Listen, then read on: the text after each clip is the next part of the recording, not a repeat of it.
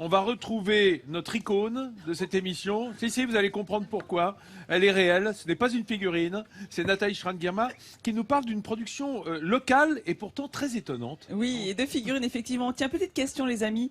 Vous aimez les bandes dessinées? Quels sont vos héros de bandes dessinées? Alors, je parle pas des mangas et des comics. Hein. Ah bon? Les franco-belges. Boulet Bill. Boulet Bill. Gaston Lagaffe. Moi, c'est Raon. Alors, pourquoi je vous parle de ça? Parce qu'à Darnétal, juste à côté de Rouen, se trouve une entreprise avec des passionnés qui vont reproduire en 3 dimensions les héros de vos bandes dessinées. Mais attends, Darnétal, c'est chez Mélinda.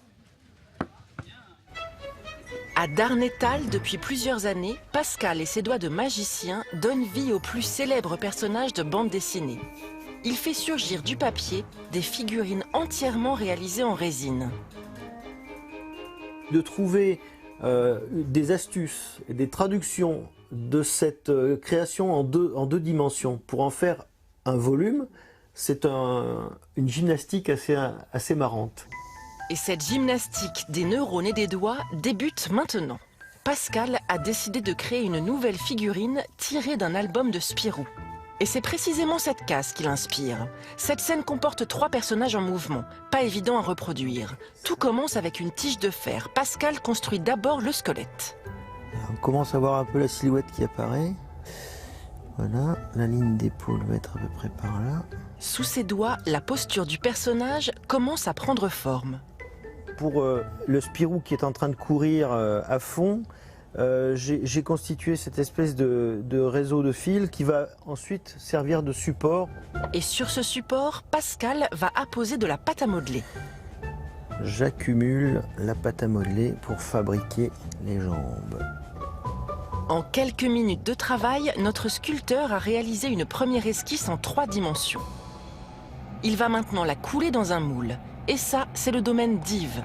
Ce liquide blanc, c'est de la résine. Après plusieurs heures, le moulage en résine a pris. Pascal prend la relève. C'est un matériau qui est dur et qui va me permettre maintenant de découper la pièce aux endroits où j'en ai besoin. Si Pascal découpe le marsupilami, c'est pour faire de chacune de ces petites pièces un patron. Chaque membre est finalisé dans les moindres détails, puis fabriqué dans un moule différent. Les pièces sont ensuite poncées, puis peintes à l'aérographe. Le travail est méticuleux. Tout doit être parfait et rien n'échappe à l'œil de lynx de Pascal. Impeccable, c'est magnifique. Non, voilà, c'est l'effet qu'on voulait obtenir au départ. C'était cette impression de mouvement, de légèreté, et qu'on avait vraiment l'impression d'une image arrêtée, comme si ça sortait de la bande dessinée. Ce grand enfant n'a pas fini de surprendre les collectionneurs de figurines et sa renommée a déjà dépassé les frontières de la Normandie. Effectivement, c'est à Darnétal, la ville de Mélinda et de Michel Bessy, qu'on a reçu hier dans l'émission. Alors moi, je suis fan. C'est vraiment un travail de sculpture, de moulure, de peinture juste exceptionnel. De moulage. Pas moulure, de moulage. Ah, pardon, de moulage. Pardon, de moulage, de sculpture et de. Mais c'est bien, tu écoutes, c'est bien. Alors, attention, j'en ai 3 plateaux justement pour vous montrer à quel point c'est vraiment du beau travail. Regardez.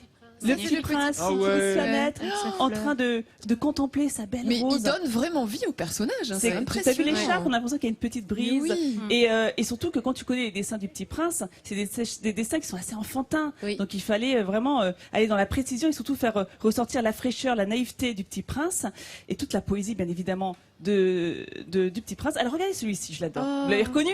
C'est H. Canonix. Voilà, H. Canonix du Derzo. Regardez comme il est bien là, ce petit vieillard et les petits poils qu'il a au bout du menton.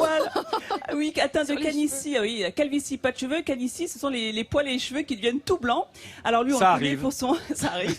On le connaît pour bon, c'est vraiment on va dire l'imbuvable du village. Hein. Il est acrimonieux, il est prétentieux, il est sarcastique. Et bien on arrive à le reproduire sur son visage, avec notamment, regardez le travail du regard, les rides, l'inflexion des rides.